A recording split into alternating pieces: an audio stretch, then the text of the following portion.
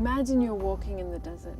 The sun is scorching, the wind is blowing the sand in your eyes as you squint. It feels like you're in an oven and you're dying of thirst. Suddenly you spot a well in the distance, and even though you're not sure if it's a mirage, you hurry over anyway. Eagerly you reach the well and take a look inside, only to realize that the water is stale and infested. It's useless. This is kind of what Exodus 15 talks about, something that the Israelites experienced long ago when they had finally been freed from hundreds of years of slavery in Egypt. They flee from the land of bondage in a miraculous way, and now they find themselves in the wilderness.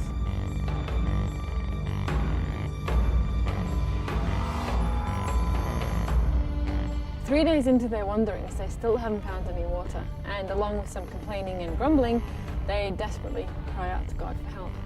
And along the way, they come to this place called Marah, and there they find water, but to their dismay, it's bitter. So it seems that they've come all this way just for nothing, freed from one thing just to die of another thing.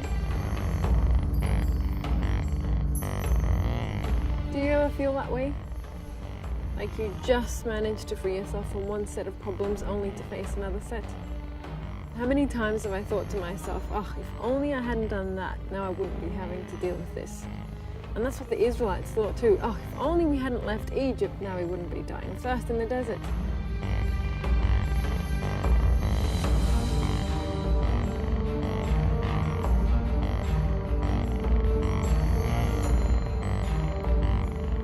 But then an interesting thing happens. God points out to Moses, their leader, he points out a tree. And Moses takes a branch and puts it into the water, and the water is no longer bitter.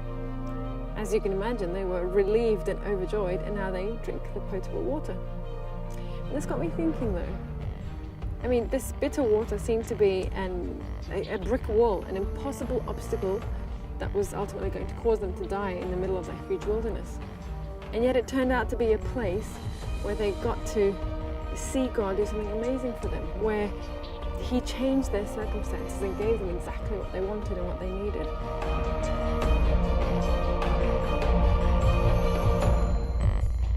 What if the things you and I are up against only seem to be obstacles?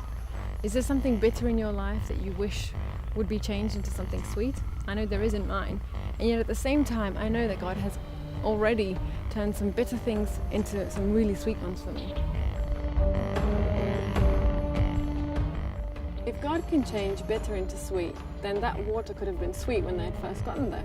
But if that had happened, then none of this wonderful story would have taken place. This way they were involved in their own story. They played a part in this transformation from bitter to sweet. They participated in this incredible episode. Isn't it always more interesting to be a part of something rather than watch that something happen from the outside?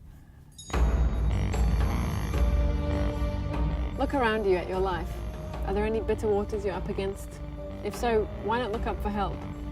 Why not look around and see if there isn't anything you and God can do, something, a way for you to play a part in the transformation from bitter to sweet in your life?